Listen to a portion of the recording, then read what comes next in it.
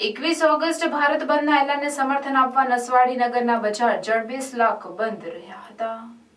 છોટાઉદેપુર જિલ્લો આદિવાસી બાહુલ્ય વસ્તી ધરાવતો જિલ્લો છે, ત્યારે સુપ્રીમ કોર્ટ દ્વારા આપવામાં આવેલ પેટા જાતિનું વર્ગીકરણ કરવા, ક્રિમિલિયર લાગુ કરવા બાબતે આપવામાં આવેલ ચુકાદાના વિરોધમાં આઝાદ પાર્ટીના MP ચંદ્રશેખર આઝાદ એને તેમજ અન્ય પાર્ટીઓના સમર્થકો દ્વારા આપવામાં આવેલ ભારત બંધના એલાનને નસવાડી જય આદિવાસી સંઘ દ્વારા ટેકો આપવામાં આવતા નસવાડી વેપારીઓ તેમજ નાના ધંધાદારી ગલ્લાવાળાઓએ પોતાનો ધંધો રોજગાર બંધ રાખી ભારત બંધના એલાનને સમર્થન આપ્યું હતું।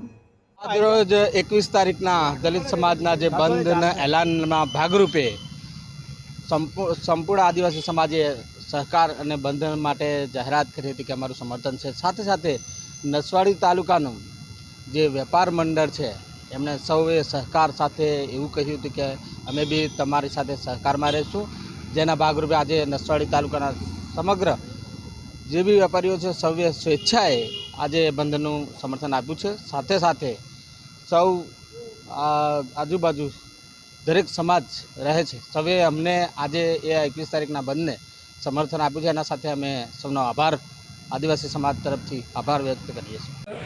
આદિવાસી સંઘે બંધ કરવા માટે અપીલ કરેલ છે, જેને અનુસંધાને નસવાડી આદિવાસી સંઘે અમને સમર્થન માંગતા અમે તમામ વેપારીઓએ આખી બંધ પાડી એમને સમર્થન આપેલ છે।